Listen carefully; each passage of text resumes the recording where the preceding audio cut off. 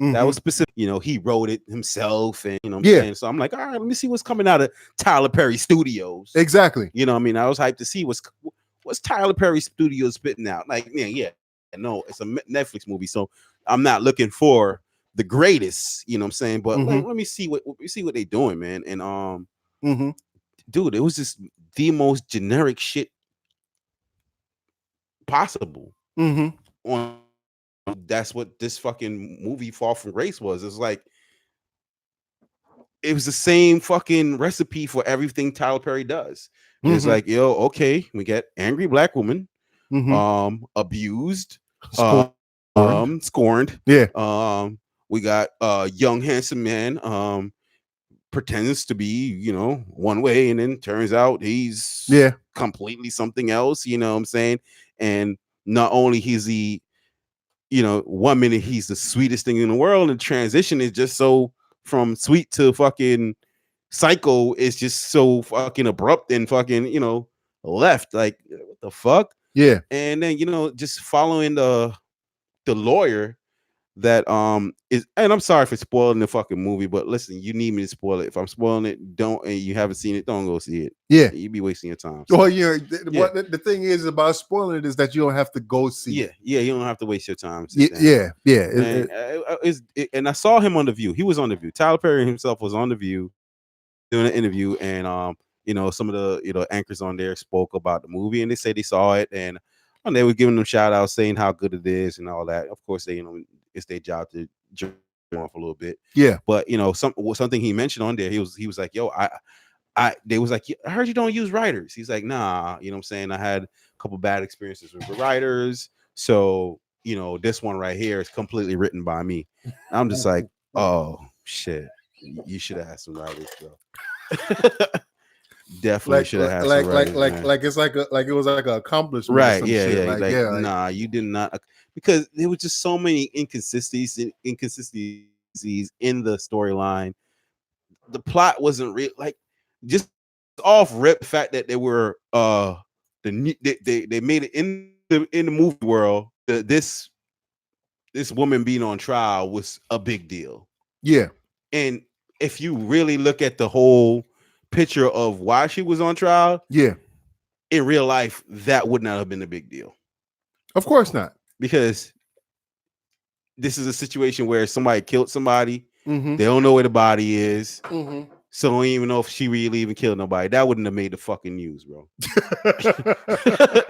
So, Hold on. man. For the people that's on YouTube, man, shout outs to y'all. Yeah, I know y'all got the title of the video and everything like that, but we started off on Facebook Live on the other, you know what I'm saying? So we kind of spoke about the Kobe situation already. Yeah. If y'all have anything new to add, we definitely read in the comments as we, talk about our other topics and stuff like that. Yeah. So, I mean, I apologize to y'all that, we on live now and the video is entitled Kobe or whatever. And we already spoke about it. Chopped it up about the Kobe thing. Definitely, if y'all have something to add, you know what I mean, Yeah. we'll spit it out live. Yeah, but we also have other topics that we're going to talk about. Right. So And again, it's still RIP Kobe. So yeah. Yeah. So y'all will check it out when we This upload. definitely was supposed to be a lighthearted episode. I'm not gonna lie to you. It was. I was motivated to come here this week and chop it up about some of the topics that we had. Yeah. And the Kobe situation definitely just came out of nowhere. As for everybody else, I'm guessing. Yeah. So of course that changes the mood and the temperature, everything else out there. So what I mean, Definitely. just bear with us. And I'm saying, rock with us, man. Like I said, if you, like Dub said, if y'all get anything to interject, in regards to, just pay our respects. Definitely. I'm saying, we'll shout you out. Just mention something in the comment. I'm saying, because it's definitely one of those situations where we can make exceptions for that. Of course, it's all warranted. And we appreciate y'all for tuning in, checking us out every live, every video that we upload. You know what I mean? Shout outs to y'all. But as usual, man, y'all know how we rock, man. We not here and about one thing for one entire episode. But again, you know what I mean? It's a legendary situation. Mm-hmm. RIP to Kobe. You know what I'm saying? I think that hate came from love at the same time. Right. So, exactly. You know what I mean? That's what I. Right? Yeah, it is what it is. So You was talking about the whole plot situation. Yeah, the whole plot of Tyler Perry movie was straight trash. My girl is somebody that loves to watch, Lifetime and watch all those murder mysteries and all that kind of bullshit. Yeah. And I feel like if I give her a pen and a paper, she could come up with a better concept and a better movie than Tyler Perry did. Yeah. You know what I'm saying? The only thing is she doesn't have a studio to film it, Yeah. So I would say like that. I thought that was a pathetic effort, to be honest with you. And you know what? Yeah. And I think we're going extreme. We're going hard on it. We're going hard, but I'm gonna tell you. Warranted. But you said why? You said why already. Yeah, the reason why we're going so hard on it is because Tyler Perry Studios, right. biggest studio than Hollywood, right? Yeah, this, that, and the third. Right. Like you thinking nothing but fucking greatness is gonna come out of this shit. Yeah, bro. Where's your quality control? Exactly. Where's the quality control there? Somebody could have sat there and say, "Look, man, look, there's this Jake Sketch for real. Long live Mamba, man. No other player in history. Shout out to him for real, man. Yeah. So I mean, where's the quality control? Somebody, should have sat there and said, "Look, Tyler, this ain't it, man. There's a lot. You know what I'm saying? You had the good actors. I'm not gonna lie. You know what I'm saying? He had fucking all the good actors. You know what I'm saying? Yeah. The actress that played the lawyer, I wasn't mad at her. You know what I'm saying? I wasn't mad at her either. Grace, I wasn't mad at Grace either. You know what I'm saying? And you got Mrs. Huxtable out there. You know what I'm saying? Like Grace has some cakes though, bro. Yeah. Grace definitely had to pat it. Like, she was patted. I'm a man, bro. Yeah, I'm a man. It was patted. Yeah. Yeah. I think it was right. Yeah, but I was just like, whoa. Yeah. Damn, Grace. Right. What's going on in the back of the trunk right there, bro? Yeah, they look in prison. Grace just look miserable and old. Yeah. You know what I'm saying, when she on them dates, boy. Yeah, man. When she turned to go up them stairs, bro, and she had to, I was like, I see Grace, but so it. You know what? Speaking of the movie, it was some funny moments. And he said that the movie was written based on a true story of a mother and son going around, killing people and shit like that. Oh, really? So it's loosely. It's loosely based on and a lot of the events. You know what I'm saying? It's not far from the events that took place. Is what he's saying. But just the whole investigate, like, bro. You know what I'm saying? You go watch some Dick Wolf fucking TV shows, man. This nigga go. You know what I'm saying? How to they do the crime scene investigation and shit. You know what I'm saying?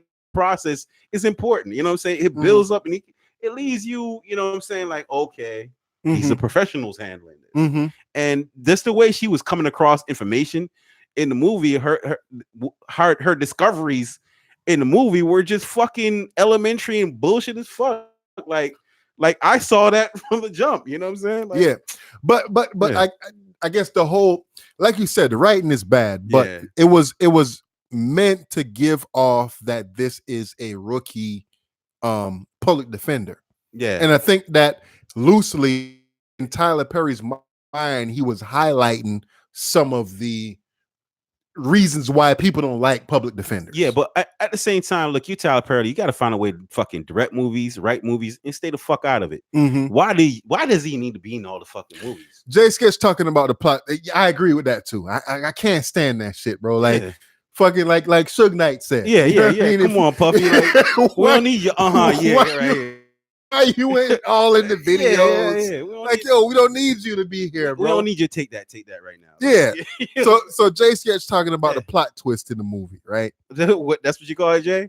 I didn't really get that. I didn't really get that it was like a plot twist. Like, I was just kind of, I talk about certain topics. It's like, all right, nigga, here you come with your bullshit, blah, blah, blah, blah, blah. And I was just like, oh, here it come. Yeah. Here it come. Here. The mom did it. Yeah. It's a scam with the son. Like, it's her son. Like, then they trying to, you know what I mean? When the mom walked past the son and she kind of tapped him. You know, like, like, come on, fam. The whole little flash. Oh, we didn't see that. We didn't know that. Dude, we watching this movie. We see the fucking bullshit, bro. We saw that. Yeah, we all saw it. We all know Mrs. Huxtable was up to something. Like, we all fucking knew it. Yeah, like you didn't come up with some deep ass that it's been done already a million times. Yeah. Like, you know what I'm saying? So I hope with all that fucking big studio and all that, man, I'm disappointed to hear that he didn't invest in some fucking writers. But what I'm hearing also is that this movie was filmed in like a couple of days. It felt like that. It fucking so this like nigga that, filming bro. music videos now. What the fuck is this? Yeah. And you're saying the fact that the district attorney, or that's what she was, the public defender, and she had a bitch ass fucking police officer as a fucking husband. Like this nigga didn't drive around and what was a whole ass Hyundai or some shit, or fucking whole Hyundai, ass Kia, nigga, like a whole ass Kia. Now I'm talking about Hyundais before Hyundais became okay, nigga. Them shits was that was like, nigga, that's like yo. Yeah, I've a lot of the well-to-do neighborhoods around here have police cars parked up in them. Yeah, like nothing but police cars. Right, parked they up didn't give this nigga a car. Like, you know what I'm saying? Like, come on, fam. Yeah. That's wild. And the old white lady jumped off the roof like in the fucking beginning. They made that seem like it was gonna be like a revelation. Yeah. It's like, you know what I'm saying? This nigga's torn up about this. She's going through this. I'm like, okay, let's see how all this ties together. Yeah. Way at the end, it's like, oh, she was. Get the fuck out of here, yo. Get the Tyler Perry, man. So I want my time back, man. So I made a Facebook post about this shit, right? Yeah. And I got one of them super duper pro black people on my Facebook. And I mean I'm pro black too, but I ain't like they be going hard. Black they be going hard though.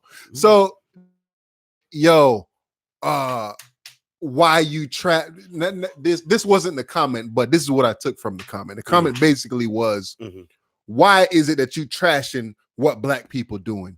This dude is a billionaire and he's providing all of this opportunity to all of these black folks. But you're not bigging that up. Yeah, you just talking about how trash this movie is. And I'm thinking to myself, like, yo, what the fuck does him providing opportunities to black folks have to do with how trash this movie is? He ain't providing no opportunity for no writers. Tell you that. Exactly. So tell them to go do that. Yeah. Let somebody write your shit, bro. Let somebody write your shit or be involved in the process. So somebody fact check some shit, or you know what I'm saying, quality control out this motherfucker. Somebody. You know what I mean? That's not taken away from it. You know what I'm saying?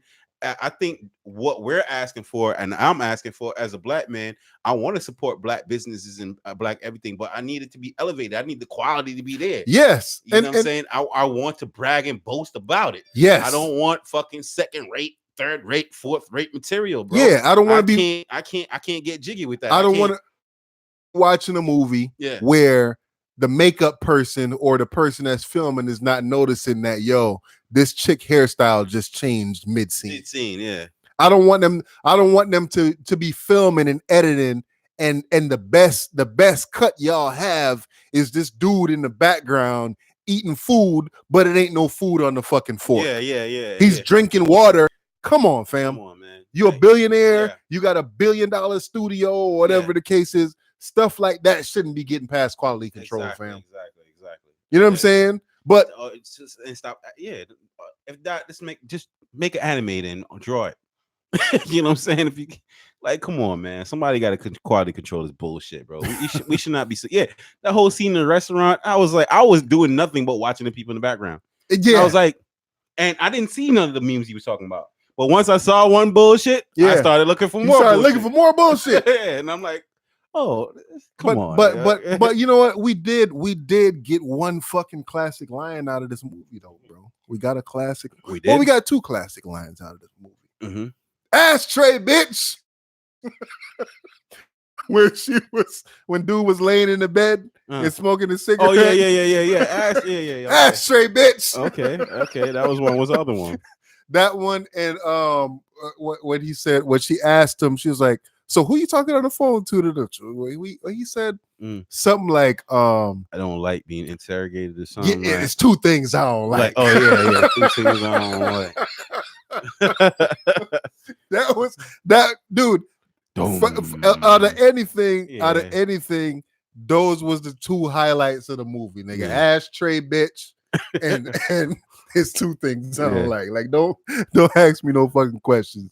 That boy Jake Scare said, I think if the real effort went into the movie, even though it's predictable, it still shouldn't be.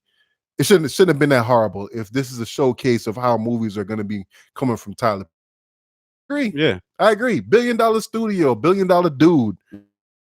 Z said he should be a producer and look at the talent to create / write these movies and show. And I agree, dude. That's what I agree with. Get you some writers, man. Get you some writers, man. Yeah, definitely. And there's so many of them out there, man. Yeah. Like, like if you look up, like, you know what I'm saying? Like I said, I'm a Game of Thrones fan, but everyone knows the last season of Game of Thrones was absolute garbage, right? And there's actually people that, young cats that, they're aspiring writers and everything like that. And they'll take like one episode and they'll break down the episode and say, okay, this is a scene where this happens. Okay, here is how, if I wrote it, this is what would happen. And they rewrite the fucking scene for you, and they paint such a vivid picture that you could actually like pretend like that's what you saw. Like, I literally walked away from watching YouTube clips like of somebody describing and reading off what they wrote for a scene and like leaving satisfied, like, oh. He just like, you know what I'm saying, Matt? You watch the episode and then he rewrites the episode for you. It's like, okay, that bullshit, I didn't like the bullshit that they did there, but I like his interpretation of that. And I'm saying that there's quality out there that has a skill and capabilities out there to do these type of things. You know what I'm saying? Yeah, we gotta like, just like, the comedy wave and you know what I'm saying, and all that. We need to, you know what I'm saying, they need to do a better job, you know what I'm saying, of discovering these people. Patty said platforms, Patty's shout outs to his Kobe as well. And he says, by the way, Tyler Perry doesn't have to do better. His fan base loves what he does, and no matter what, and they will support. And that's good. That's the same way I view Trump supporters, man. Yeah, it's good. It's good and bad at the same time. That's the way because they're not pushing them to be better, right? Yeah, exactly. And I think that's with me and you being here talking about this. If we become a voice that matters, it pushes him and else to be better at their crafts. Absolutely. Barry Miller said, between this and Juice WRLD, I'm out here feeling messed up, man. Anything anyone appreciate always got to go down badly. Man. Who was that? Who's that? Barry Miller. Barry Miller, man, you know what I'm saying? My condolences, man. You know what I mean? It's a tough loss for us all, man. But that's a little dark to be looking at it in that fashion, man. You know what I'm saying? It ain't anything and everybody we do appreciate. We lose, you know what I mean? It's in a sense, it could be anybody. You know what I mean? You have to just, in general, respect yours. I respect the ones you love as well, man. It could be anybody, man. Patty said, why could Queen and Slim have been funded by him though? He has so much money, he should fund black films for other black people in Hollywood and cut out the middleman. Right. And you know what? I agree. I didn't see Queen and Slim, but I heard that it was a really good movie. Yeah. And I want to go and check it out. Too, or I want to find some kind of way to support it, both artistically and monetarily. So I'm definitely going to check out Queen and Slim. I might buy it when it comes out on DVD or something like that, just to, hopefully my $2 goes in the right direction. And listen, when things are good, you know what I'm saying, it's black people, like our big, like Jordan Peele, like, was it Jordan Peele? Or, with Get Out and Get Out, man. Listen, I bigged up Get Out, man. That was the shit. Yeah, but like, us just ain't do it. and you know what? That's the thing. That's the thing. As a community, you got to be able to handle when we say, nah, fam, that wasn't it. It's like if you was to tell us, like, yo, man, this episode, I rocked with y'all on the episode, but this one, nah, y'all wasn't. We gotta respect that. Yeah, exactly. Because that's the only way. If I don't, I always said from the beginning of the conception of this podcast, I need positive and negative. And you know what? That's the only way I learn. Bro. And originally, when we first started doing this, I was seeking out the negative, not negative, but I was seeking out the constructive, like, yo, man, tell me what I'm doing wrong. Don't tell me what I'm doing right. Yeah, tell me how I can make this shit better. Yeah. You know what I'm saying? Absolutely. So, all right, man. So let's transition now to better, or did it get worse, or where do you fall? Where do you fall on this topic here? Okay, Eminem dropped a surprise album this past Friday. Mm-hmm. And the album was called "Music to Be Murdered By." You know what I'm saying? To knock play off of Alfred Hitchcock. Marvin said a lot of the black celebrities don't care about the black community or support black films. I don't know if it's that deep, man. I think he may just care. Tyler Perry may just care about the money, man. And you know what I'm saying? If I could just make burgers all day, like why am I going, you know what I'm saying, make gourmet meals? You know what I'm saying? If I get money off burgers, man. You're right. Damn, bro. You be breaking shit down sometimes, bro. I'll be deep in it. I be deep in it. You know what I'm saying? It should be simple, but it be deep, bro. Right? Yeah, you know what I'm saying? I could take a Warhol, you know what I'm saying, picture, you know what I'm saying, break it down to a Daffy Duck image, you know what I mean? Yeah. So, you know. That's what it is, man. So Eminem. Yeah, make it music to be murdered by, man. Yeah. How do you feel about this this venture or this project that he put out? Overall I liked it. Okay. Overall I liked it. And you know that I'm an Eminem fan, right? I'm an Eminem fan, as in, like, I've especially initially I've bought his music. You know what I'm saying? If you want to, just to kind of put it in perspective, I want to say maybe the first 4 albums, maybe 5 Eminem albums I purchased. Right. Yeah, you know what I'm saying? So I reached into my pocket and I went to a fucking CD store and bought them shit. Right. So I'm an Eminem fan, right? I'm not a stan though. Yeah. I'm not one of those dudes where it's just like, oh, you know what I mean? I respect this dude as a rapper, but I can't really criticize him, or I can't talk about his shortcomings and whatever. So this project, Music to Be Murdered By. Yeah. I think personally it's a little bit too long. Okay. It's like what, 18, 19 songs? Right. Yeah. If you want to take away the skits, maybe 18. Yeah. All right. Yeah. I think that with him as long as he has, the shorter the better. Marvin Axel and Orlando Brown. I think Orlando on some bullshit, bro. Yeah, I feel like it's on some bullshit. Like, to be honest with you, I don't even think it's really worthy to talk about, because I don't believe that fucking Nick Cannon is out here handing out. First of all, Orlando Brown has to establish some credibility before he is able to try to out anybody or say anything about in regards to anybody, right? Yeah. Because I mean, he's in the past 3 years, he's just been known for psychotic, off the wall. So mental health bullshit. You know what I'm saying? So I don't know if he's like a credible. We'll get back to the Eminem thing in the situation in a second. But okay, so Nick Cannon, Orlando Brown. Do we believe that Orlando Brown smashed Raven-Symoné? Yeah, I could. I mean, it's not far-fetched. Okay, so if that's the case, is this far-fetched then? That Nick Cannon supposedly gave him some head? I feel so. Yeah. I definitely feel like that is far-fetched. Because no, because we've never heard, like, because we never I don't heard believe either one. You don't believe neither one? You don't believe Orlando Brown smash? Nah. Yeah, I mean, listen, if fucking what was his name again? If Fredro Starr was smashing Brandy, then goddamn it, Orlando Brown could get in some Raven-Symoné pussy. You can't put Orlando Brown and Fredro Starr conversation, bro. Yeah, but we're putting fucking listen, Raven-Symoné ain't so far from the cuckoo nest too, you know. Well, the fuck out like this dude is. I don't know. In interviews, he don't even know how many kids he has, or he misinterpreting the ages of his child. Like, come on, fam. He out of his mind, dope the fuck out, bro. Hey, what age can you look at a childhood actress or a childhood, you know what I'm saying, and deem them as fuckable?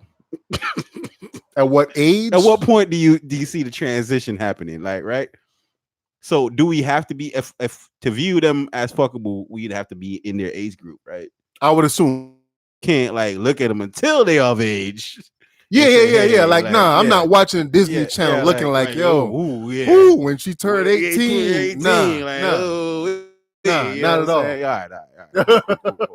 But yeah, I don't. Orlando Brown, I don't know, man. I don't know. Yeah, he's not. He doesn't have enough credibility.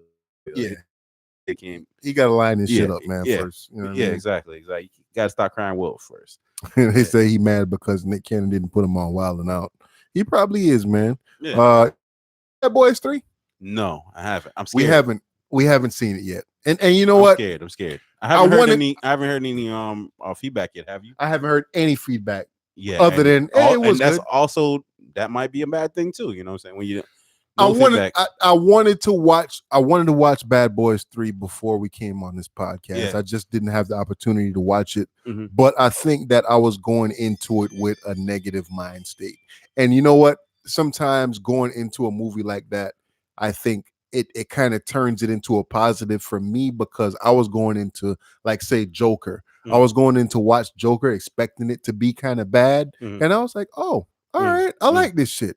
So Bad Boys 3, from the trailers that I saw, the jokes were dry as fuck. Yeah. Everything was just dry as fuck. Mm-hmm. Martin looked really, really old. Yeah. You know what I'm saying? Even older than he is. And I was going into it, and I wouldn't say was going into it, still going into it right now. I might go see it this week or something. But going into it right now, I expect it to be bad. Yeah. That's where I expect it to be a movie where we're trying to capture something from the announcement of it. I expected it to be bad, right? Yeah. So from the announcement of Bad Boy 3, I was like, it's gonna be bad, because because I haven't seen anything of quality as far as from Will Smith. You know what I'm saying? Because let's keep it real, like, you know what I'm saying, Will Smith, from Fresh Prince, and the first Bad Boys, we saw him in a certain light. You know what I'm saying? We expect a certain level. Say it's like he been tranquilized. Yeah, and then and then fucking Martin, you know. Martin. Yeah. Like somebody fucking, like, he touched that fucking monster ball, and you know what I'm saying, one of the Monstars took his comedic powers. You know what I'm saying? We need to give him some secret stuff. Yeah. So he can believe in himself again, bro. He took it, man. Yeah. I want to see it. I'm gonna see it, man. And I really want to watch it in the theaters, bro. Mm-hmm. But I just don't have good expectations of it. Yeah. Again, the first movie came out in 95, I believe, and the second movie came out like around 98. 2008. Mm-hmm. And then now this movie is like 12 years later. Like, right, yeah. The first movie was good. The second movie was better. Wait, no way. You don't think the second one was better than the first one? No, I thought the first one was a classic. I thought the second one, they the last like 45 minutes when they went to Cuba, like they could have did without all that. That's what I'm saying. Yeah, the movie should have ended way before it did that second movie. But yeah. So I was more of a fan of the so you might change my mind on that one. I would say that the second one was equally as good as the first one, or equally as entertaining, right? Yeah, as the first one, right? You know what I'm saying? Because if I'm thinking about like a lot of the different, like, you know, the Haitian dudes in the movie, I think they try to make them sound Jamaican or something. Yeah. It was certain little quirks about the second movie where I could nitpick it, but I think it was entertaining. But I feel like in general, I feel like especially the fucking door scene when the dude came. Classic. It ain't no scene like that in the first one though. Nah, yeah. You know what I'm saying? If I think maybe about the John Sally scene or some shit like that. Yeah. Or when the girl was at, you know what I'm saying? She thought he was Mike Lowry. You know what I'm saying? Okay. My name Mike Lowry. You know what I'm saying? So, but I think I feel like as comedians, like, especially on the caliber of Martin and Will Smith, or you know what I'm saying, any of the iconic comedians out there, you know what I'm saying, like even like Eddie Murphy right now, like with the new Coming to America coming out. Patty just said something about that. He said Coming to America, he's horrified to see. Yeah, the first one is a masterpiece and a royal penis is clean, Your Highness. Yeah. What? Classic. What? But I feel like they should treat it like rappers. Like, you got to do a couple mixtapes to get people used to your humor again. You know what I'm saying? Like get people used to like your delivery, so they could, you know what I'm saying, they could understand and feel it. But when you just, you know, you coming out and like, you know what I'm saying, the hiatus for a while, like I'm skeptical. I'm a little nervous. I'm a little nervous about what you're gonna come and bring to the table. My man Z said, when was the last time Will Smith made a good / classic movie? Think about that for a second. When was the last time Will made a good classic movie? I got two. He had Fallen Off, and he said Gemini Man sucked, and Bad Boys was all right. Funny thing that you say that comment. I just bought. I haven't seen Gemini Man at all, but I went out and bought it like 2 days ago. I haven't watched it yet, but I bought it because I was like, you know what? I didn't really hear much about it. I didn't hear it was bad. I didn't hear it was good. So I was like, yo, you know what I mean? I got a couple extra dollars. Let me buy this, and I'm gonna watch it. And I might watch it tonight when I go home after the podcast. But to answer his question, when was the last time Will made a dope movie? I mean, I Am Legend is definitely a fucking dope movie. Did that come out after Bad Boys or before Bad Boys? After Bad Boys. Definitely after Bad Boys. After 2008? I Am Legend? Yeah. You sure? I feel like I Am Legend out after fucking Bad Boys. After the second Bad Boys? Okay. Absolutely. So what was the other one? What was the other one with the robots? iRobot. iRobot. Yeah. iRobot. I don't know. Yeah, that was a good one. I don't know if I would say classic, but I don't really. It's hard to. When I think Will Smith, I don't think that. But Pursuit of Happiness definitely was a great Will Smith movie. I felt. I cried. So if a movie made me cry, I feel like I saw it. I saw that. I saw that movie, but I don't remember it. Oh, okay. And I feel like, you know what? To be honest with you, I think that recently I've been a bad movie watcher, bro. Oh, okay. All right. I feel like a lot of these movies that come out. I don't really like. I'm not really. Z say all of those movies was before 2010. I feel like I'm a bad fucking movie watcher now because I'm not really excited. He said, guys. Patty said, "Did you guys hear about the Grammys are rigged?" Yes. I'm so unbelievably shocked. You shocked? Why? Yeah. I'm still not over Puffy's No Way Out beating Life After Death and Wu-Tang Forever. Yeah. Best rap album, Wu-Tang is the best. So yeah, if you shocked that the Grammys is rigged, fam? Yeah, I think we all knew that, but I think right now we're getting some behind the scenes details from some people that were actually scarred. You know what I'm saying? So it's like, yo, how you speaking out now when they turn their backs on your ass? But yeah, I mean, I think we all knew that type of shit was sick. Yeah, like it's an award show, man. Yeah, it's an award show. It's all. Yeah. He said it was sarcasm. Okay. Hey, man, we reading, so you know what I'm saying. It's hard, man. It's hard. Yeah, it's hard to put context in text. Or draw context from text. Yeah, so I'm bad. But, we going all over the place, man. So if we're gonna put out a clip, back to Eminem. So Eminem, Marshall Mathers. So next comments, y'all tell us about this Eminem album if y'all had listened to it. So back to the Eminem. Eminem, Marshall Mathers has put out a new project called Music to Be Murdered By. I believe this is 10th or so in his discography. Something like that, man. So you know what I mean, from the Slim Shady LP, Marshall Mathers LP, to the Eminem Show, to Encore and Relapse. And after Relapse, I'm gonna be honest with you guys. After Relapse is where I clocked out from Eminem. Yeah, I clocked out after Encore. Yeah. So and I gave Relapse like a try. Yeah. And it was just like, So he commented about that on this project.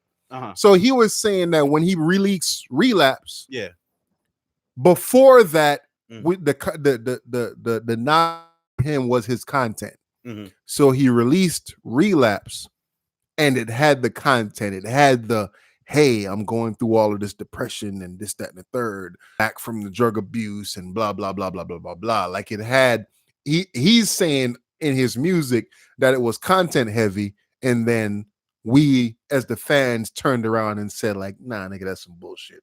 Go back to spitting other shit that you were spitting. It's not about content. It's the way you're Eminem. We expect a certain level of delivery from you. Yeah. So when you tell stories, I love Eminem telling the story. So listening to this new project, Music to Be Murdered By, one of my favorite songs on there is like that Stepdad joint. Like, woo, I felt that shit because I'm a fucking stepdaddy, bro. Yo, but that shit right there, like I was like, damn. Like I'm like, this is how Eminem tells a story from fucking that was classic. Yeah, classic. That's the classic Eminem. So I'm saying he could talk about his pain, but he got Eminem format, and you know what I'm saying, when you're out there like spitting 1,000 words per minute, like bro, you lost me. Yeah, I don't know what you're saying. You know what I'm saying, like he put out a comment on I think it was on IG, you know, like pretty much kind of insulting, like, you know what I'm saying, everybody that if you didn't get them, it wasn't meant for you, like kind of type of shit. So you know, it's just I thought like on certain songs maybe he could have slowed down his flow a lot on the album. Man. Like it didn't call for all that. And you know what? I heard somebody else say the same thing, and it gets to a point where when you're listening to music, unless you're a fan of super duper fast rap, and I think I read an article recently that said that he set a Guinness Book of World Records recently with one of the songs on this project. I forgot exactly which song it was. Y'all please comment and tell me exactly which song it was. But he set a Guinness Book of World Records for the number of syllables spit in a certain time with one of the songs on this record. And I feel like just because of that was his mindset when he was making this shit. Because for me, dude, if you're an MC, yes, some of us really, really want to hear lyrics. Yeah. But I want to hear the lyrics too. Yeah. I don't want to sit here and be like, let me rewind. Yeah. Let me rewind. Let me what did you say here?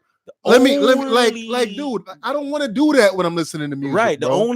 The only pass we give to a rapper that spits fast is if the cadence is off the charts. Then we force ourselves to try to match the cadence and learn the lyrics. Yeah. So you know what I'm saying? When somebody's like Twista, you know what I'm saying? Now you gotta fill in them blanks now. You know what I'm saying? Yeah, but even Twista, you learned the cadence. But even Twista, Eminem doesn't give you a cadence. He just some way to yes.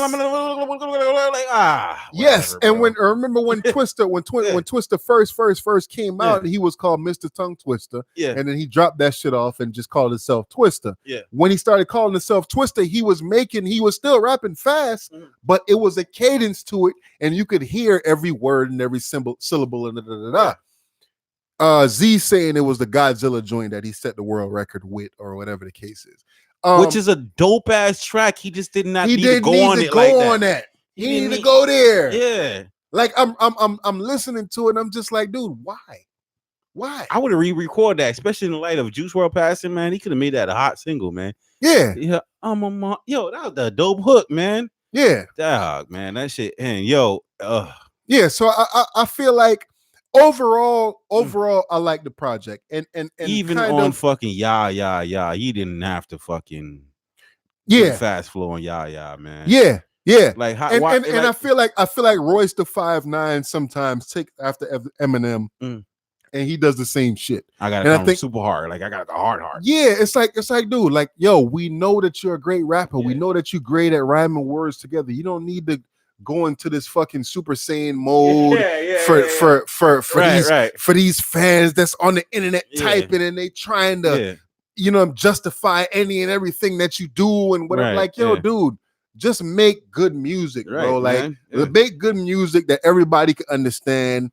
We all live busy lives. We all passively listening to music right now. We don't need to be sitting here behind the keys and let me rewind that. Let me rewind that again. Let me write it down to okay, I caught this much or I caught that much. Like, dude, I'm fucking 37 years old. I don't need to be doing that. Right now, you know what I'm saying? Yeah, you could slow down and we could still catch bars if you slow down. You know what I'm saying?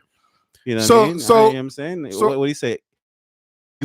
Euthanasia, like kids in Taiwan. All right, okay. I'm like, what youth in Asia? Like,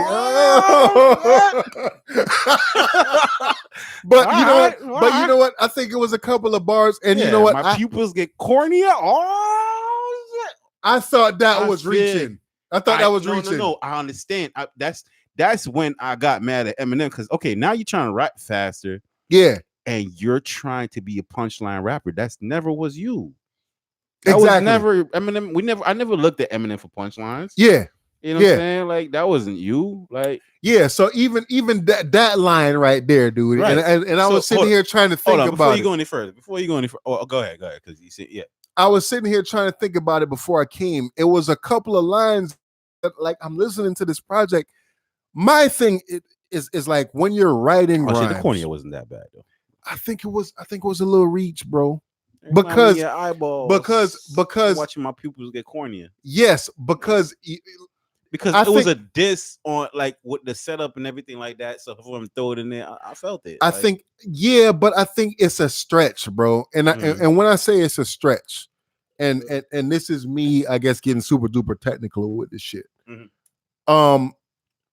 I don't like when you write rhymes and you try to relate things that don't relate together. So for you to say cornea, yes, it sounds like slang, like we talk like, yo, man, that shit is cornier than whatever. I get it. I understand it. But it's cornea relating to the eyes. It's not cornier relating to, yo, this is whacker than this. I'm disappointed in you. Really? Yeah. And you know what? I think that's why a lot of the times I'm very disappointed in you. Okay, that's where you're trying to go. Explain why. But hold on. Yeah. I think that this is why I don't think you're supposed to fucking try to correlate it. Like it has to. You know what I'm saying? It's cornea. It gotta make sense for me. Cornea, right? It's cornea. I'm watching my pupils. Yes. Get cornea. Yes. I'm watching them get cornea. Like. That is dope. It ain't, nigga. No, it's because that's whack. Because you try to properly say some shit. You try to say cornier. But yes, if you say cornier, like we say, yeah, that's cornier than that. Again, it's two different fucking words, bro. This letter from Eminem even makes me even fucking. I'll read it to you. Okay, gentle listeners. In today's wonderful world, murder has become so. Was like there's some blood stains on that. All right, that we are social. We are a society obsessed, fascinated by it. Mm-hmm. I thought, why not make a sport of it? A murder over beats. So before you jump the gun, please allow me to explain. The album was not made for the squeamish. Mm-hmm. If you are easily offended or unnerved at the screams and bloody murder, this may not be the collection for you. I think he hyping up his fucking project at this point. So it ain't that dope, bro. See, so you see, murder in an instance isn't always literal nor pleasant. These bars are only meant for the sharpest of knives in the drawer. I don't know, Dub. You might not be the sharpest knife. You might be a butter knife, Dub. Just stop it right there. You're a butter knife. Stop reading that bullshit, right? You're a butter knife, stop dog. reading that bullshit. So I'm gonna go with something that I recently wrote. Okay. And I put it out on the page, right? So when I say when we talking about double entendres, because I think that's what he was trying to do right there, was a double entendre. So when I recently put up a song on the page, and y'all check it out if y'all want to. If you don't, fuck it. Don't gotta check it out. So on one of the bars, I said, she got the cakes that'll make you want to eat it up. Right? That's a double entendre easily, right? Because when we say cakes, you're talking about ass, but you're talking about cake at the same time, like real life cake.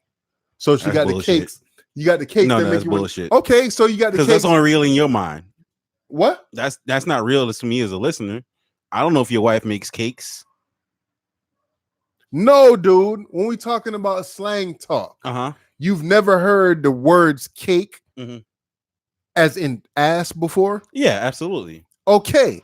So you know, cakes as in ass. Niggas eat ass. All right. Cake as in cake. Niggas eat cake.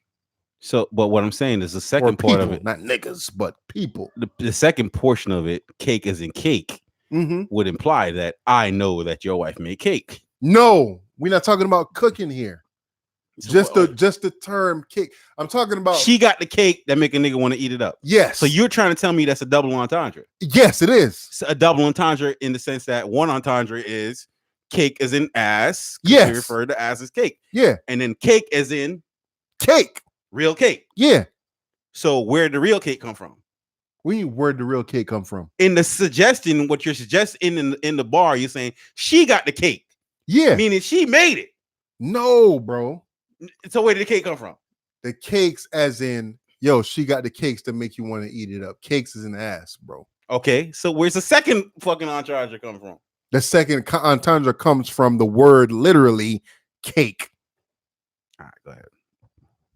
So again, it's not like, or sorry, it's not like cornea, cornea, referring to the eye, and cornier referring to something being corny. It's different, bro. That's what I'm saying. When you talk, when you try to make rhymes like this, and I think that this is elementary of Eminem, when you're trying to make rhymes, I feel like you're forced. I feel like some of the times he's pupils. Pupils meaning my understudies. True. Pupils. So there goes the double right there, right? Yes. Yes, I agree with that. So they remind me of eyeball. I'm watching pupils. Yes. Now pupils get cornea. Yes. So how is that? Because it's not cornea. It's not the same word, bro. It's two completely different words. And yo, again, come on, yo, listen. I will fucking listen. I'm not the biggest Eminem fan. I'm not his fucking stan either. I hate Eminem stans, but I'm not gonna sit here and let you fucking rip him for that, bro. Because out of hip hop, I heard a lot worse. Oh, of course, niggas try to make words rhyme that don't rhyme. But so because he said cornea and not cornier, you tripping? No, I'm not necessarily. That's not a reach. That was a clever flip. Okay, so the same thing when we spoke about I forgot what song it was that he did when he said he was trying to relate Haley Jade to Jade, give Jade a kiss. Yeah. That wasn't a reach either. I think the setup for that one was kind of whacker. If I go back and listen to it, I think the setup before it was what made that line so corny. So you have to have a better setup. And I think my pupils, him referring to, you know what I'm saying, Machine Gun Kelly, a couple bars before that, you know what I'm saying, pretty much, you know what I mean, setting that up. And then he was like, yo, watching my pupils remind me of eyeballs. I'm watching my pupils get cornea. I think pupils, cornea made it deliver, bro. It delivered, man. Okay, we're gonna have to agree. That's yeah. But again, I like the project. I'm saying I don't like Eminem as a punchline rapper though. It's not. That's not what I'm looking for Eminem for. Like I said, I like my stepdad joint.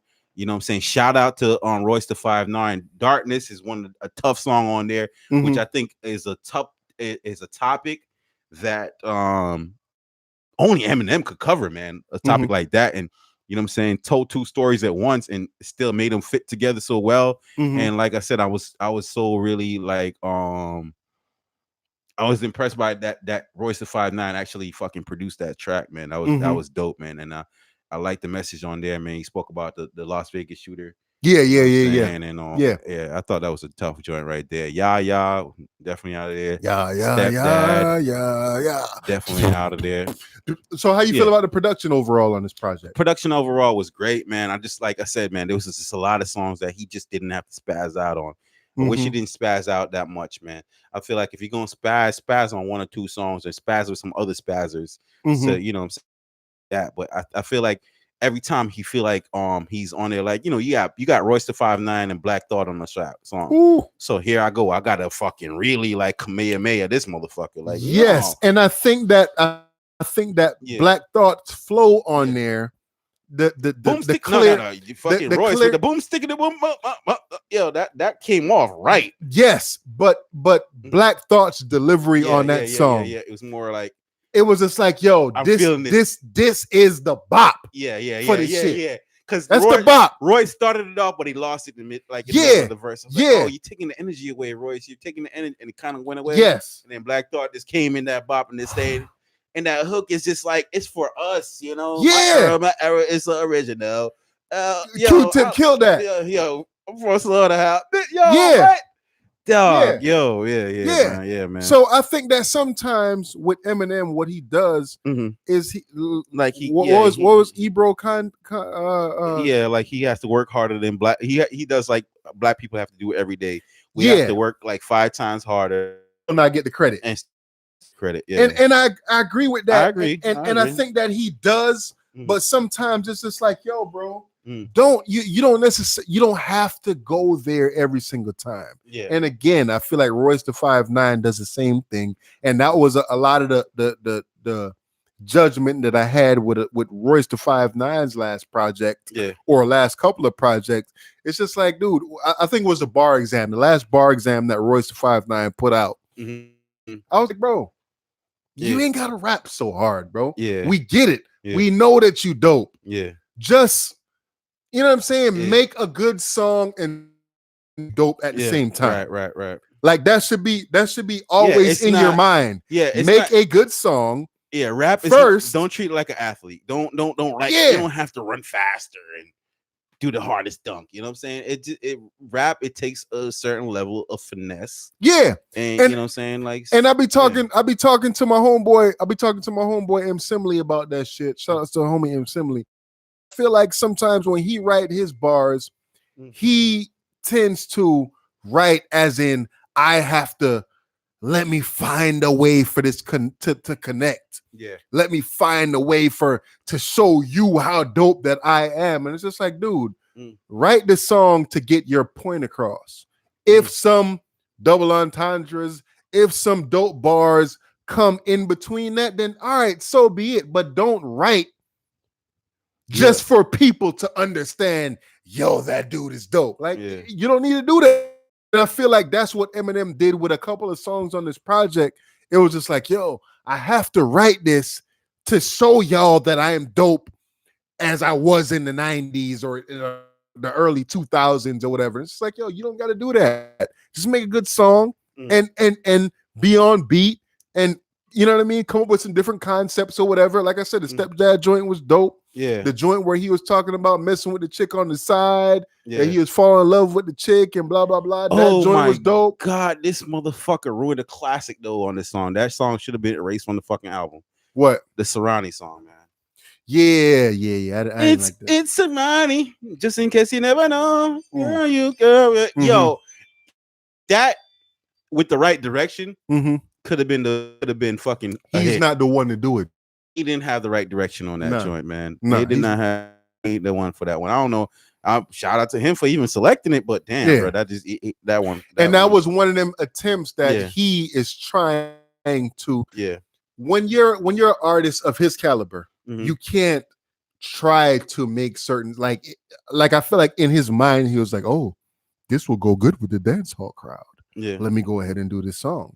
Dude, you have no fucking island background. Right. Yeah. You know what I'm saying? There's nothing about you previously that would say that this would work well with you or whatever the case is. Like, yo, just don't do that, bro. Nah, he just took make your music for you, bro. He just took like a top 100 and sampled it and like you know what I'm saying? But again, overall, you know what I mean? Besides me criticizing the whole Cornea line, you know what I mean? He got at a couple of artists, Joe Budden with the Trader Joe line. What song did he say that in? I didn't catch it.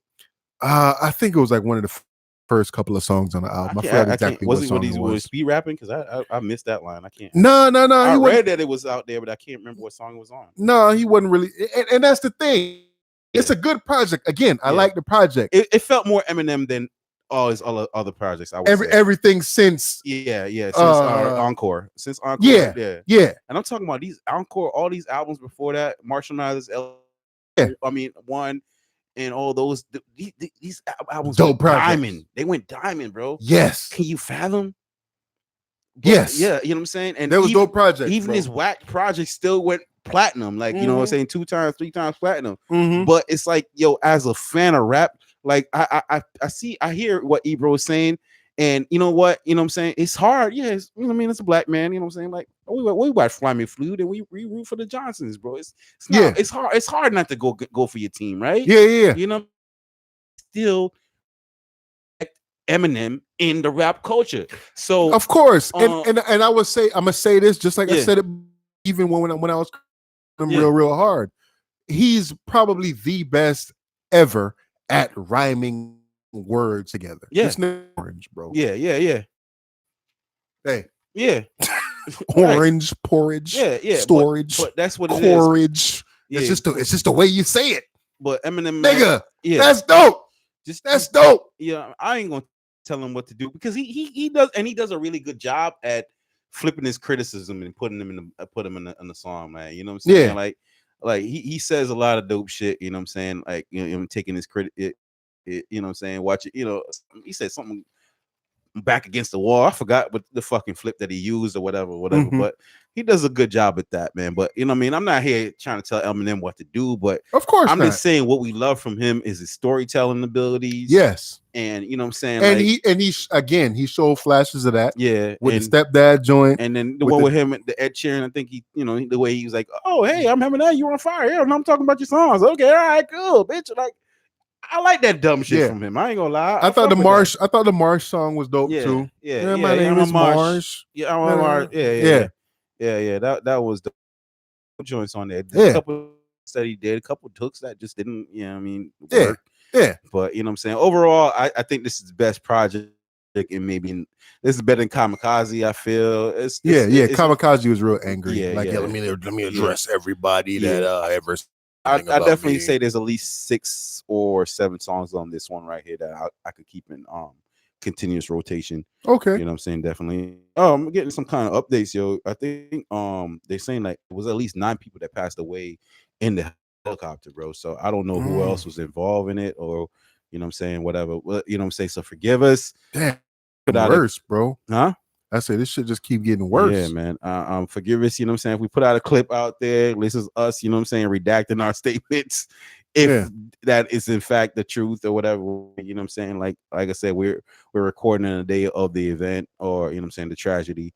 Yeah, so, as news is coming in. Yeah, things are coming in, you know what I'm saying? That's while we're recording. So you know. Yeah. Hey, listen, don't judge us. So yeah, all right. So overall, the Eminem project out of 10, I'll give it a 5. You know what I'm saying? I'll give it a 5. There's room for improvement, definitely. I feel I'll go higher than that. I'll give it. I'll say a 7, bro. I definitely respect Eminem's pen. You know what I'm saying? He will always give him that benefit of the doubt. Yeah. So any album you put out, any project Eminem you put out, bro, off rip, I'm gonna listen. You know what I'm saying? Because I know that Eminem is capable, you know what I mean? I know more than capable. Yeah. So you know what I'm saying, but you know, this ain't the one I can say I'm in love with, but I like. But then I have a strong. But then again, I mean, I know we've been talking about this for a little minute, but then again, dude, me and you is 37, and Eminem is in his 40s. Yeah. We talking about nostalgia right here. Obviously, his best days is behind him. It can't be. I can't. No, you don't think so? No. I think you still like. Look, I mean, like you as a person, Dub. Like, I'm always gonna, you know what I'm saying, be a fan of who you are as a person. Yeah. So I don't think that changes no matter what age you are. You know what I'm saying? Like, you the same dude that I met and respected from back then. Yeah. Until now. You know what I'm saying? So that doesn't change. So you know what I'm saying? We already know. Like it's not, you know what I'm saying? It's not basketball, it's not football, you know what I mean? You didn't lose a step, you know what I'm saying? Eminem was never a trendsetter, right? So Eminem was never say that. No. Redact that statement. Bro. I cannot redact. What I mean is, dude, Eminem wasn't going with he didn't define what was happening in the era it was happening in. Consider that statement redacted. Why? You just said it wrong. He was a trendsetter, bro. What I'm saying, maybe trendsetter is the wrong. It's the wrong way to say it. He wasn't following any trends. There you go. Right. There you go. So he wasn't following any trends. So meaning, like, I don't look for him to identify any. Exactly. Okay. Yes. So what I'm saying, 1000%. Him getting older doesn't mean anything for me. Like, you know what I'm saying? Like, if you look at, like, you know what I'm saying, like Roddy Ricch, or you know what I'm saying, like anybody, like they have that sound of now. So they are in a box, pun intended, where where now you are forced. Can you evolve when this evolves? Yes. Eminem was never a part of the whatever was current. Okay, yes. So he didn't need to evolve with that sound, right? He 100%. always had his own sound. So that's what 1,000%. that's what I'm saying. With him, age is not a factor because we was never looking for him, you know what I'm saying, in a certain era. Like Drake has done a wonderful job at transcending different eras and transcending different sound. He went from fucking the 2000s flow to the 2010s flow. Now he seemed like he's in the 2020 bops. Yeah. Where Jay-Z also was somebody who was never really played in those in that arena, so we never looked for him to be in that arena. You know what I mean? And I feel like that's the only way you could transition. It's like, yo, you gotta fucking transcend away from what that sound is. You know what I'm saying? Yeah, that's the only way. Yeah, so he didn't have any sound of the times. Yeah. He did you watch the Aaron Hernandez doc? Man, dude, I was late for work. I was tired at work. I was everything. Part of me was like, why did I start watching this? And part of me, I could not stop watching it. It was, bro. It was good. I know it was a bad thing, but that was a good fucking documentary. Bro. Yes, it was. That shit was so interesting, bro. Nigga, I was up until like 4 o'clock and 3 o'clock in the morning. I know like, I gotta go to work, but I didn't have this shit. I know what happened, but I didn't watch. It was good as fuck. Yeah. Yo. Shout out to them. I did not do my due diligence to give y'all a shout out, but you know what I'm saying? If y'all out there listeners, please do y'all due diligence. Shout out to people that made that doc. I'm interested in seeing what else they were part of, and maybe, you know what I'm saying, what else their future part of to watch as well. But it was done well, but there was some stuff that I thought was bullshit too. But hey, it was a good doc. It was definitely a good doc. You know what I thought was bullshit? Yeah, go ahead, talk to him. That one dude from the New England Patriots. The one undercover gay dude. Yeah, the whole undercover gay thing was like, bullshit. Yes, that was the main thing for me.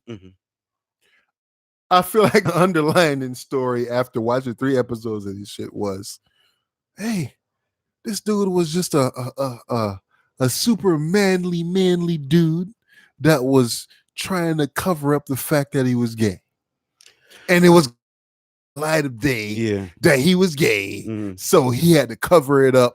At every fucking and I felt like what you were saying about Watchmen when we talked about it on another episode.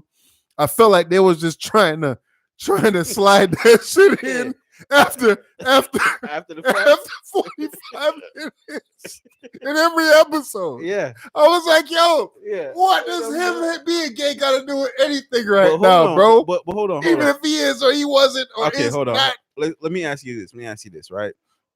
What, and answer this honestly, what did you know about the Aaron Hernandez trials before this doc? What was your understanding? Before this doc, what did I know? Ignore what you saw in the doc and just give me your understanding and what information did you have or were knowledgeable about? I was knowledgeable that this was my thing going into the doc. Okay. He was supposedly involved in some kind of gang activity. He was trying to cover up some shit.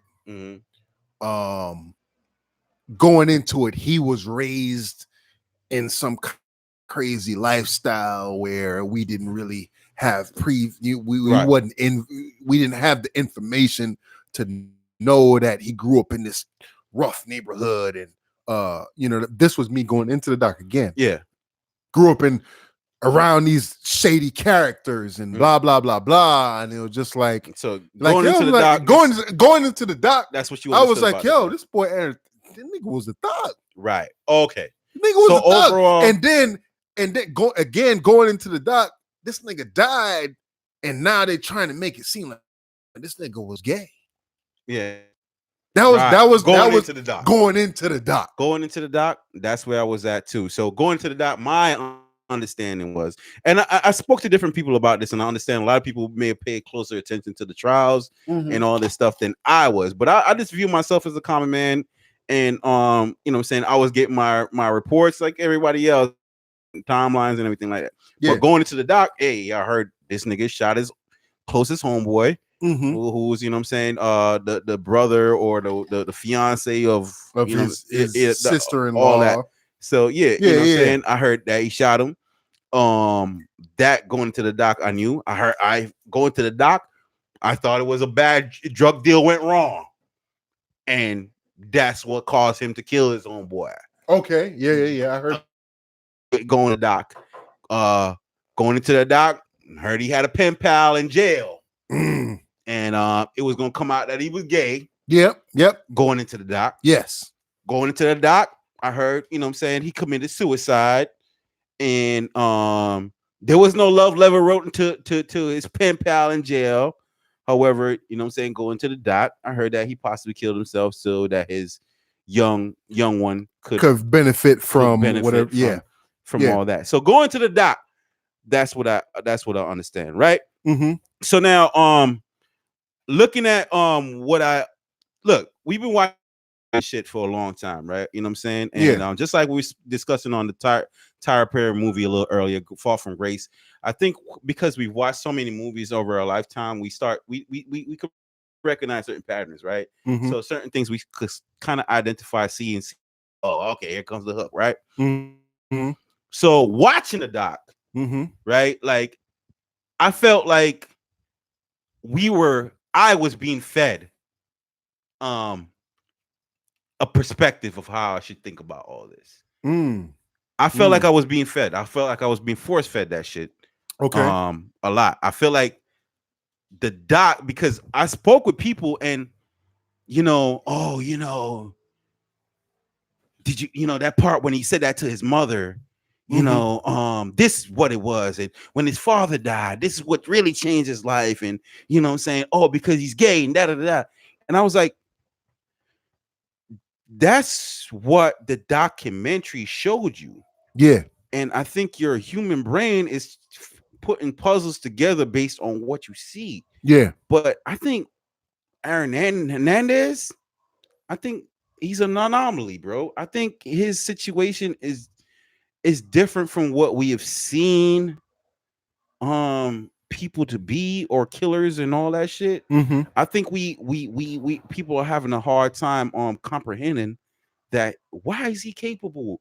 NFL, first time ever we seen somebody kill some. We're not gonna go there. We're not gonna go there. But you know what I'm saying? What I'm saying is what I'm saying is though, like, be careful when y'all are watching this stuff, because you're getting force fed information, and you're making your opinions about the opinions they want you to have in the first fucking place. Yeah.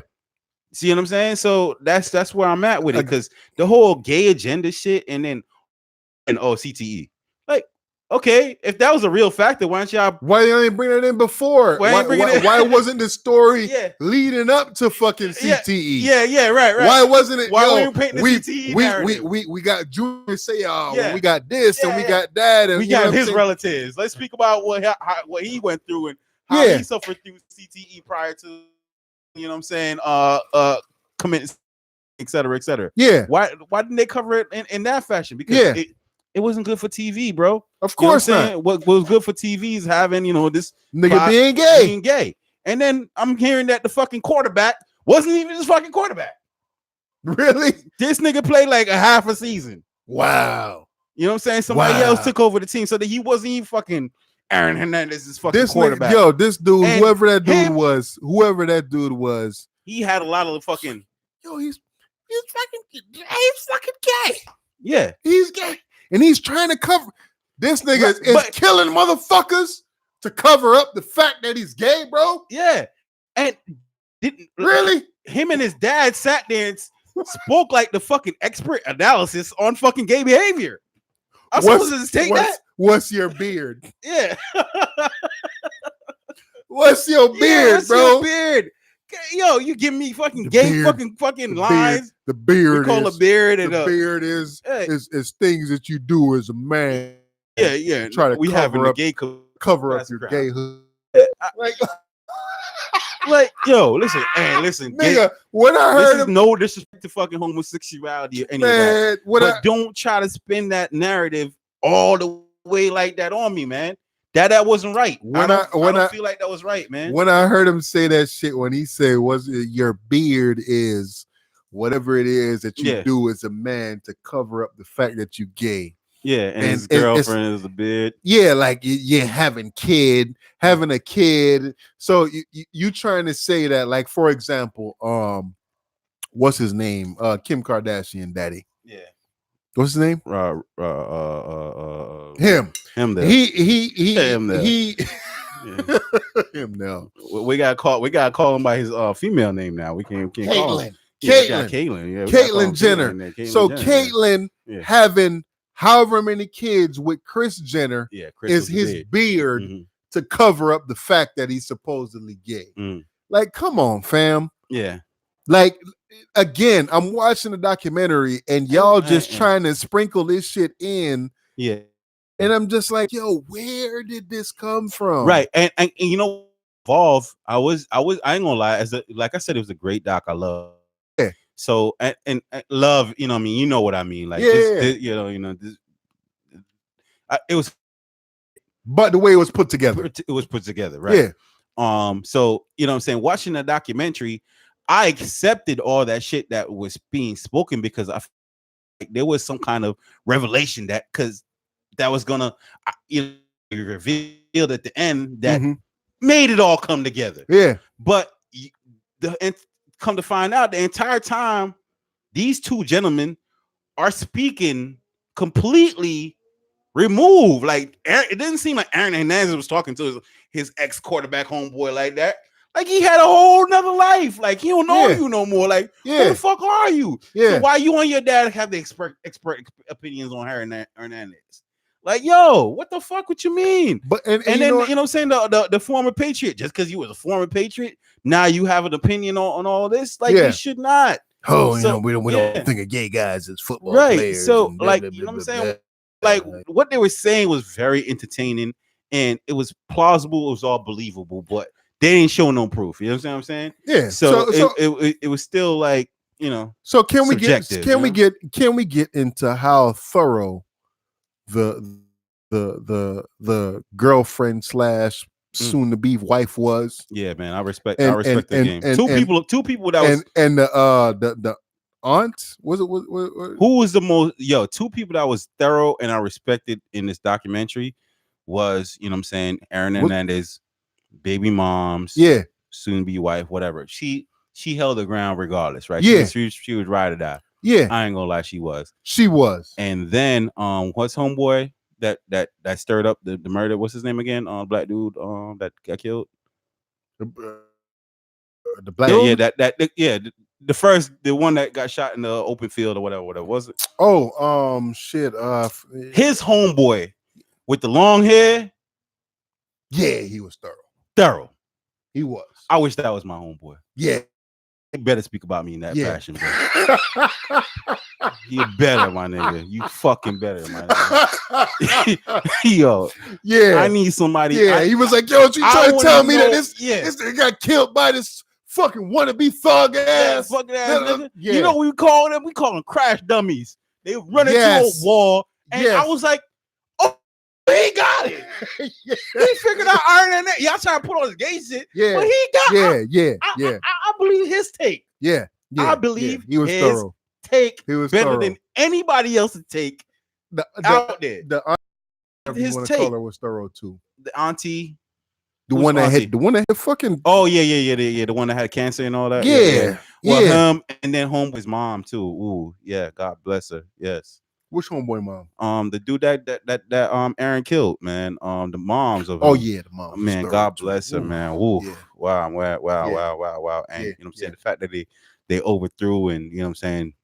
I mean, I'm sorry for that young lady that could have received that money and you know what I'm saying, even though wifey was thorough and held it down, but you know what I'm saying, auntie was fuck that. I mean, moms was like, fuck that, man. Yeah. You want this guilty plea to stay on file, stay on record, you know what I mean? Fuck the bullshit. And they overthrew that shit. Yeah. And I respect that, man. I respect that she fought hard for her son, you know what I'm saying? Her So as I was coming into this, I'm thinking it's too thorough. It's 4 fucking thorough people. The moms of the deceased. Yeah. Again, R.I.P. to him. Yeah. What's his name? Yo, it's bro, it's just slipping my tongue right now, man. And I don't feel like Googling right now, yeah, but yeah. y'all know who we talking about. Mom Dukes was thorough. Hey man, listen, we need his homeboy was y'all fucking out there thorough. comment on live, man. Y'all gotta be our live reporters and researchers, man. Right? Y'all gotta, you know what I'm saying, hit it up, like put it up, like, oh, his name was, you know what I mean? Off rip. So him, the Aaron Hernandez wifey, and also the chick that was, I guess he was like his aunt or cousin or whatever the case is. She was thorough. She was just like, yo, man, you know, you got to testify and whatever. She put her chemo therapy in jeopardy to serve time for not, I guess, being held in contempt of court, because I guess she said that she was going to testify and then she didn't, and da-da-da-da. Like, yo, man, if I'm guilty as fuck, like it seems Hernandez was, yo, I would want a cousin or whatever it is to hold me down the way that they did. Yo, yeah, man, definitely. She was like, she refused. But you know what I mean? Like, the crazy part about it is, like, yo, dude got away with a lot of fucking shit. He did. Like, you know what I'm saying? From when he was in Florida and shot in the car, he didn't kill them people. Yeah. But he got away with that shit. When he killed the two people up there, he got away with that shit. But hold on, okay, so even that, let's talk about that for a second. Yeah. Do we think that Aaron Hernandez really killed them two people? Or do we think that it was the drug dealing homie? I think it was Aaron. You think it was? Uh-huh. You feel like it was the drug dealing homie? I feel like it was a drug dealing homie. I feel like the drug dealing homie. I feel like Hernandez, I feel like that dude was a really thorough street dude. And Hernandez was really, really afraid of this dude. But that, I don't know if because Aaron Hernandez shot that nigga and fucked up his eye or some shit. But it was something about that nigga eyes where I was just like, I don't know, bro. This dude don't seem like to be fucked with. But at the same time, you know what I mean? You understand. Yeah, because I respected that shit when he was on the stand. It was like, yo, so you didn't want to go to the cops? You didn't tell the cops? Nah, I wanted to kill that nigga. I wanted to get him back. He told on the stand, he's like, I wanted to kill that motherfucker. Yeah. And Aaron knew that shit and he moved into a fucking apartment complex. Yeah. Like, my nigga, like, yo, he had that nigga shook. He did. He had his whole life fucking. But I feel like at the same time, he was guilty of a lot of shit that of course, he's not going to say that he is. Yeah. But like, if we think about them two Spanish dudes or whatever that had got murked back in whatever year that was in Boston. Like I think it was like Island, like Bahamian or some shit like that. Yeah. No, they were Spanish. They're Spanish dudes. Okay. They're Spanish. So I feel like that dude, the drug dealing partner, whatever his name was, Alexander, he had some regular ass nigga name. I feel like he probably was responsible for that shit, and he tried to pin it on Hernandez. Just to kind of like, hey man, what they said, sorry nigga, I'm trying to come home. Yeah. I think that was his whole situation where it's like, yo, either you try to pin this shit on Hernandez or you gonna take the fall for this shit. Okay. Let me think about it, because he ended up in trial anyways, right? So then he became the defendant in the second case when they were trying that case right there. Yeah. So the first case he testified against him, and this case he was like, you know what I'm saying, he was ruled as a possible suspect, or you know what I'm saying, he was on trial in a sense too for that murder. So even though they said Aaron was not guilty, did they ever place a guilty verdict on him though? You know what? Good question. I didn't really get a chance to look and see if that was the case, but you know what I mean? Again, that dude, he definitely shook some, he definitely stirred some kind of fear in Hernandez's heart. And when I'm watching the documentary, I'm like, okay, so he went to sleep in the car and he woke up, Aaron Hernandez had a fucking pistol in his face and popped his ass. Popped him. Aaron Hernandez also was suspected of in the shooting. You saw Hernandez's face when he was looking at the footage, like, yo, how y'all got this shit, bro? Yeah. Hernandez was looking like, yo, where the fuck did y'all get this footage from? This is the first time I'm seeing this shit. Yeah. That nigga was surprised at trial.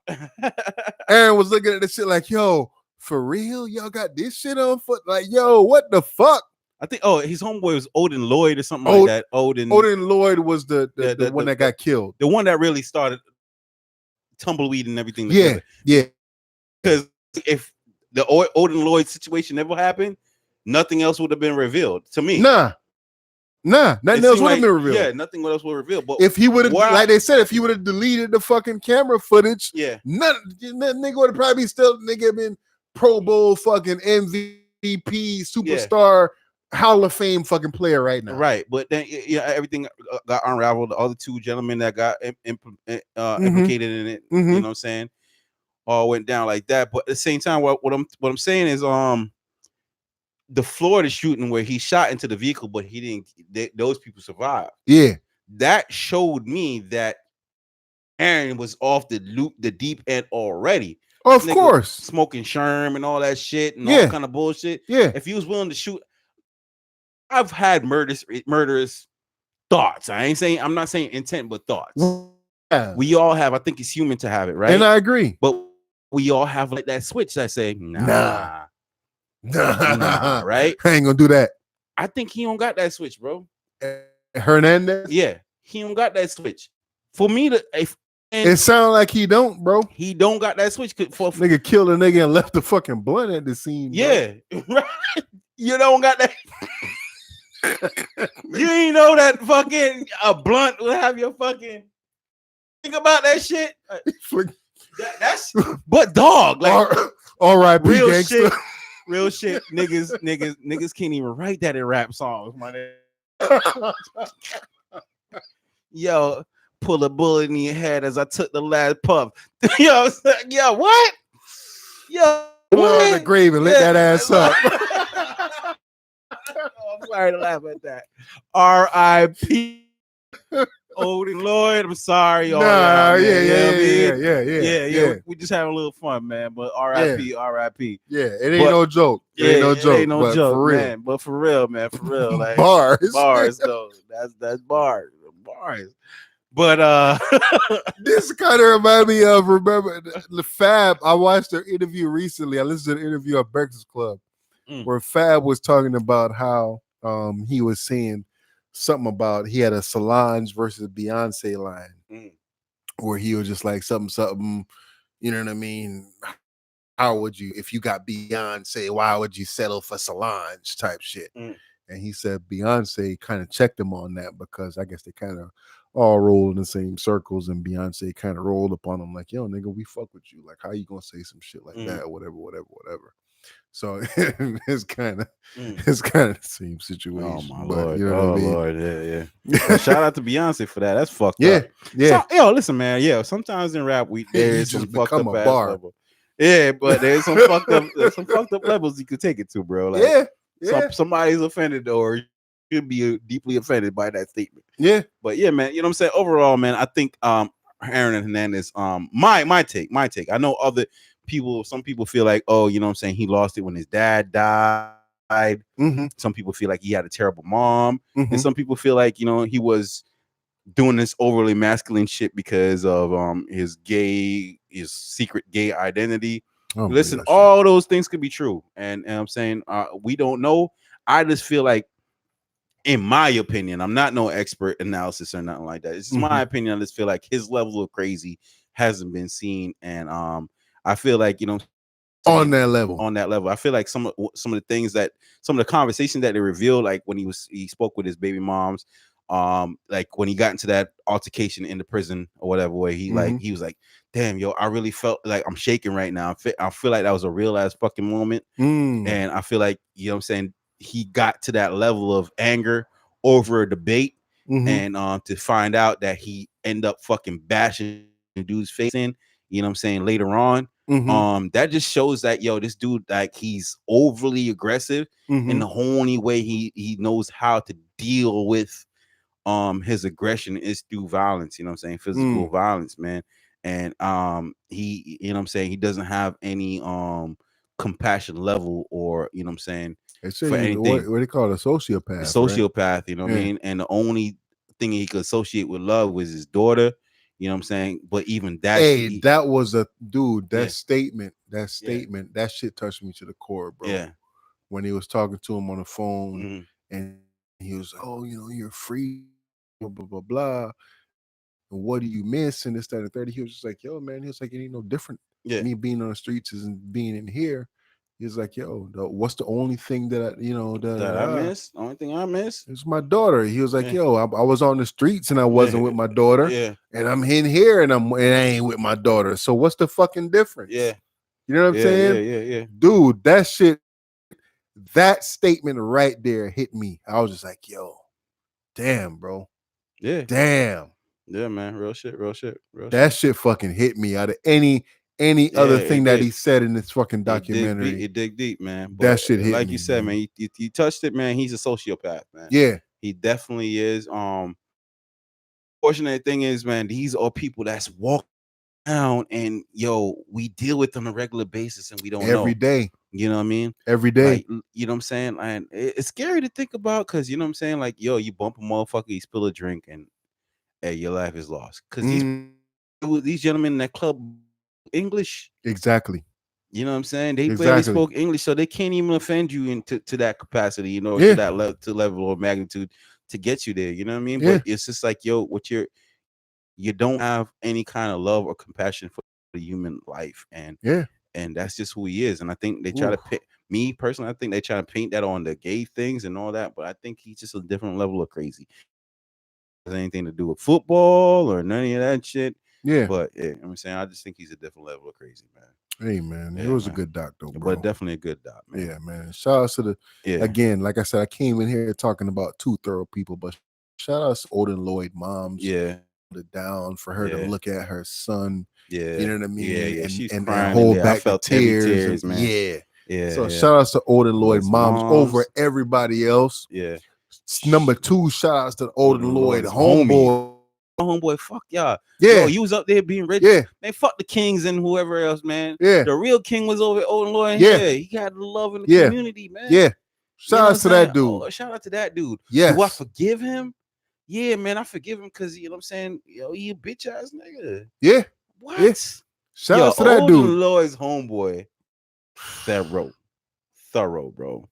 And don't dap me up if you can't be that nigga. From Yeah, and then I guess now thinking about it, his wife, he was thorough. She was thorough. She fucking She denied her sister. Were you and your sister? Yeah. Were you and your sister close? Well, y'all hugging right here. We're estranged. Like, she just fucking shrugged her shoulders, like, I ain't got shit to say about my sister. Yeah. But you know what I'm saying? She kept it, you know what I'm saying? Yeah. Love in public. Yeah. She hid the gun. I don't know. You do it, I don't know. I don't know. I don't even do you know what trash can I don't know. My client. I don't know. Thorough. And then the fucking cousin. She hit this nigga fucking murder vehicle at the house. That was a look. She took over like 4 years or some shit, like 2 years. Yeah. But like, then she went to jail. Yeah. Yo, shout out. Them 4 people in this documentary. Those are what the rap motherfuckers talk about, man. Yes. People talk about, but people don't live them kind of lives for real. These are real thorough all the way, man. Damn, bro. Thorough all the way. Wifey fucking, like, you know what I'm saying? She rolled for him. Mm-hmm. But you know what I'm saying? When she had a conversation, man, I'm only in this shit because of your ass. And she let his ass have it. Mm-hmm. And at the same time, she was able to even I had people talking about coming to my house and blah, blah, blah, blah. I had a federal search. And like, no, man. Motherfucker. Fuck you. You know what I'm saying? It's because of your ass. Ain't free, but hey, whatever. But hey, mom's a fucking bitch. I could have been could have just gave me a meal. Like, bitch, I ain't have a meal. How am I give it to you? And I was, man, like, Doc, real Doc. This shit was good. This front to back, man. Front to back, yeah. I fucks with this shit, bro. Yeah, man, definitely, man. So, man, let the white kids say nigga, man. What? Yo, listen, man. Oh man, I'm very conflicted by all this. I know where I stand with that, but all right. So let's talk about it, man. So It was a battle rapper, whatever it was. He was you know, I don't know if it's some kind of contractor options or whatever the case is, but he decided, I guess it was stated in before the battle started, you cannot say the word nigga or whatever. All right, fine, you know, it's not a contract, you know, it ain't what it is, got you, whatever. They get into the battle, shit getting heated. From what I heard, white boy was getting with black boy. Right? And I think that he decided to put the icing on the cake. I know you said I ain't allowed to say the word nigga, but nigga, nigga. He got probably like 3 more words after that. Black dude just bop, hit him with the hook real quick. Oh shit, what you hit me for? You know what I'm saying? And then white boy, his, you know, people's was kind of entourage jumped in, and, you know what I mean, use the situation, why you hit this dude, blah blah blah, this, that, and the third, whatever. I just wanted to hear the rest of the bar, bro. Yeah, just wanted to fuck the dumb shit. Yeah. Fuck the him saying, yo, I know you don't want me to say the N word, but nigga, I just wanted to let that nigga finish the bar.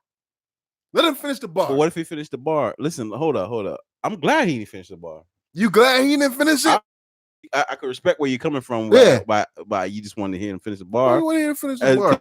You know what I'm saying? Because especially that shit could have been fire. Yeah, if he was handling his business before, you would expect that. He'll utilize that situation and that circumstance to capitalize on that. Yeah, but I don't think, other than Fat Joe and all the Hispanic rappers, I don't think any white people have gotten the pass to say nigga on songs. Like, I'm sure there is rappers. I'm sure there's white rappers that say it, but any of them has bubbled to the mainstream or bubbled to any level of fame or, you know what I'm saying, notoriety. I don't think that's happened.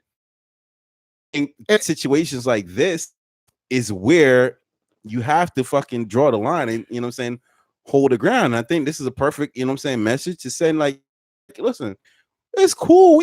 Most of us, including myself, we cool with you using the word, you know what I'm saying, among ourselves, you know what I'm saying, or, you know, in public. But, you know what I mean, like, when it comes to rap music, nah, that's a different, because, you know what I'm saying, remember, most rap music, we get introduced to your voice before you get introduced to you. So if we hear a motherfucker saying nigga and that, we assume it's a black person. We're going to assume it's a black person off rip. Okay, so with that, this is where I disagree with you. Yeah.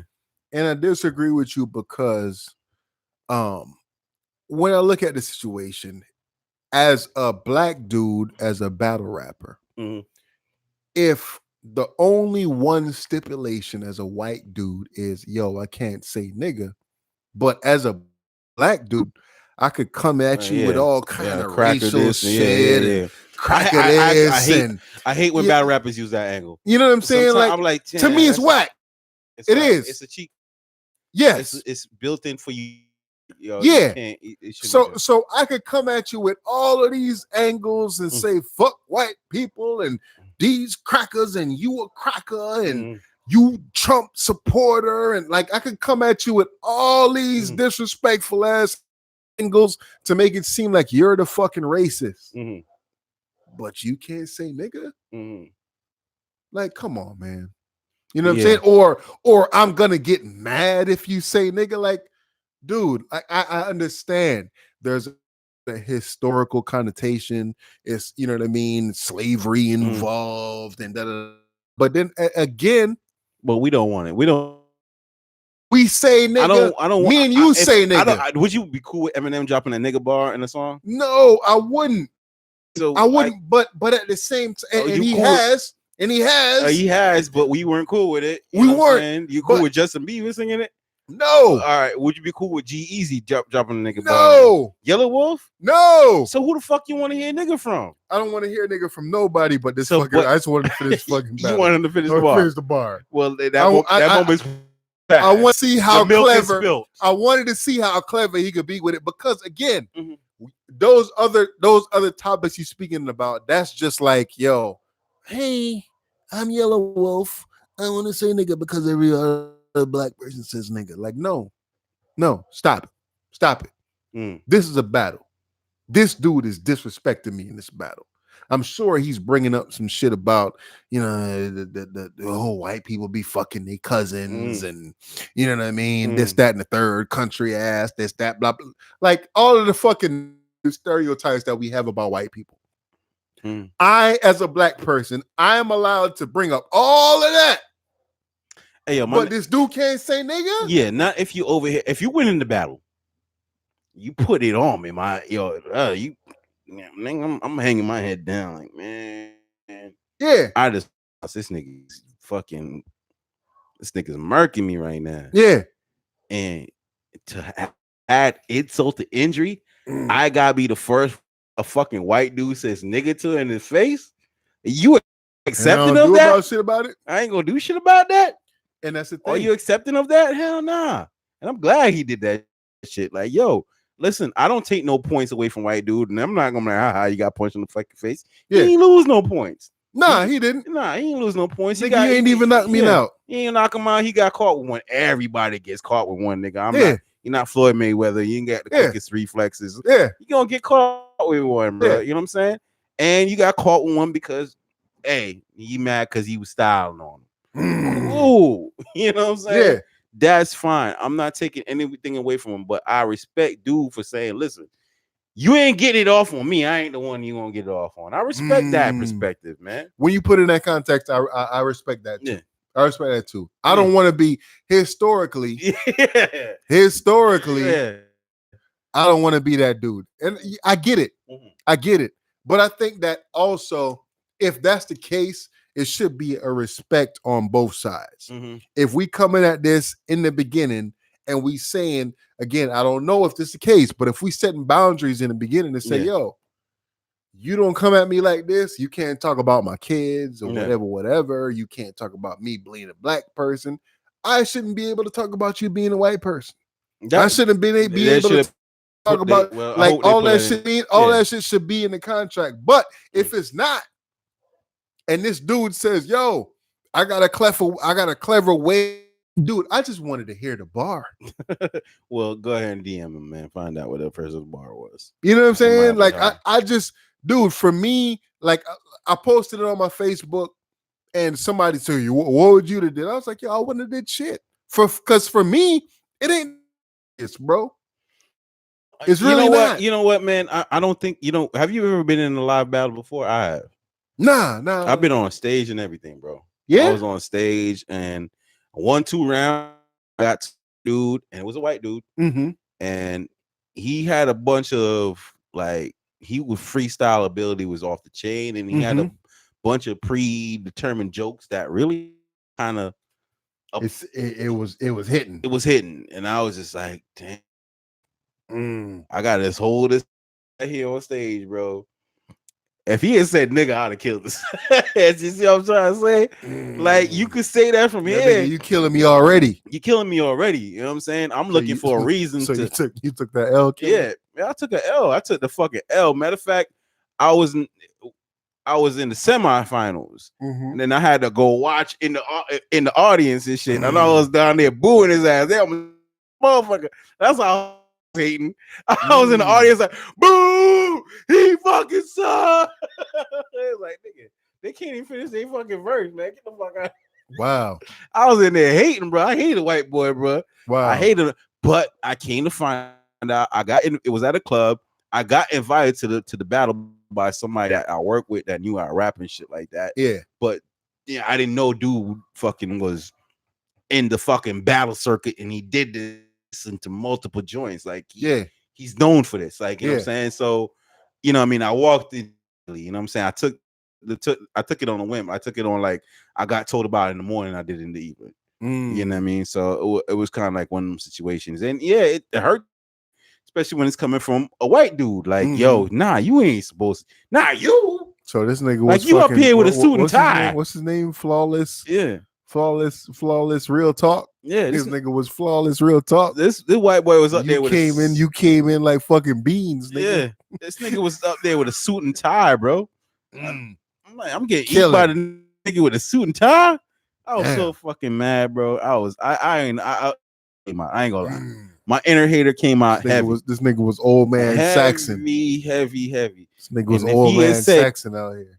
If he had said anything that I would deem like, yo, I could snuff him right now, I would have snuffed him. If he said nigga, I would have snuffed him. I get it, bro. I get it. You know what I'm saying?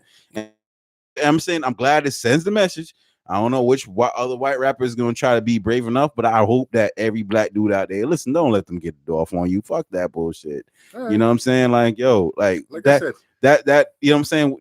People, you could say it in conversation if you're part of, you know what I'm saying, but like accepting in hip hop is it's a difference, man. The saying we hear their voices before we see the and I don't want to mistake, you know what I'm saying, who I'm listening to, you know what I mean? I don't want to mistake you as an ally if you're not an ally, bro. You know? In that aspect, I understand, bro. Yeah. It is what it is, man. Fuck. Else we speak on, man. Like once again, man, R.I.P. Kobe Bryant. Still can't believe that word, those statement, that sentence is coming out my mouth and R.I.P. to his daughters and R.I.P. to the other victims of that flight. You know what I mean? Like, a life lost is a life lost. You know what I'm saying? Because you know, of course, Kobe is the most, you know what I'm saying, recognizable iconic figure in the situation, man. But tragedy is tragedy. You know what I mean? No matter who it strikes.